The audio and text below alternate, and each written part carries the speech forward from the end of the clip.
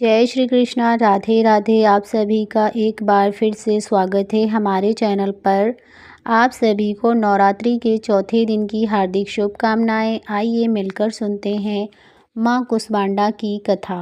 क्या आपने कभी सोचा कि इस पूरे ब्रह्मांड की शुरुआत कैसे हुई, जब ना समय था, ना दिशा, ना देवता, ना पृथ्वी? तब आखिर यह सृष्टि कैसे बनी? पुराणों में कहा गया है कि इस सृष्टि की शुरुआत एक मुस्कान से हुई थी, और वो मुस्कान थी माँ कुष्मांडा की।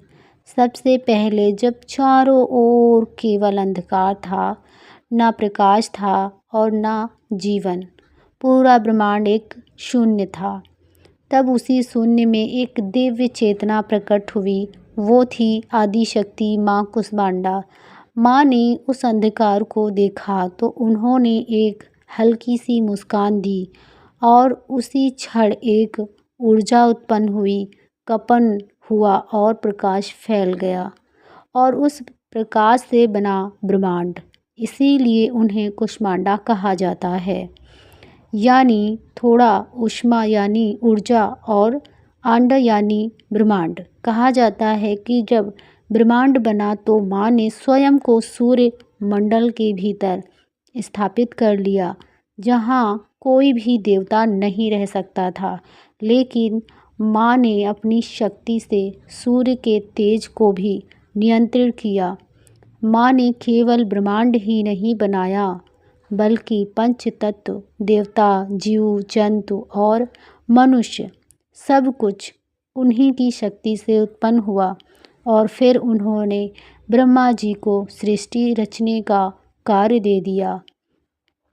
माँ का यह स्वरूप भले ही सृष्टि का निर्माता है, लेकिन माँ अपने भक्तों के लिए अत्यंत सरल और अत्यंत दयालु है।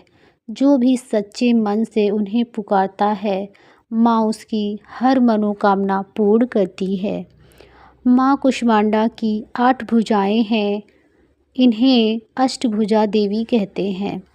माँ के हाथों में कमंडल, धनुष, बाण, कमल, पुष्प, अमृत से भरा कलश, चक्र, गदा और जप की माला है।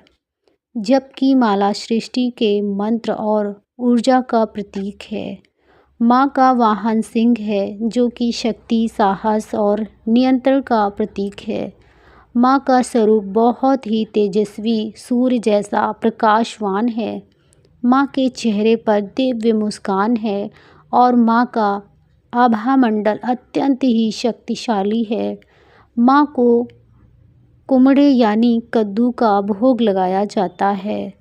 माँ को मालपुए, मीठा हलवा और फलों का भोग भी लगाया जाता है।